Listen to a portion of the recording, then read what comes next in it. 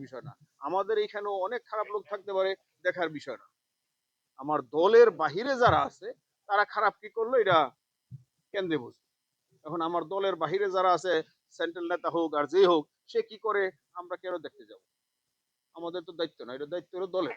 না, আমার দায়িত্ব, আমার থানার নেতৃবৃন্দের দায়িত্ব হইলো আপনারা, যেহেতু আপনারা আমাদের একটা কেন্দ্রীয় ঘোষিত কমিটি, এই কমিটিতে সবার আমাদের অধিকার আছে, যেন না আপনারা কোনো মতেই খারাপ কাজ করতে পারবেন না। আমার চেয়ারম্যান কি বলে, কোনো মতেই আপনারা সন্ত্রাসী কার্যকলাপ, চাঁদাবাজি, ধান্দাবাজি, এই যে বিচারের কথা শুনলাম, এটা আমি কয়েকবার বলছি, বিচারে গেলে একজন না একজন ঠকবে, একজন হারবে। কেন আমরা বিচারে যাব?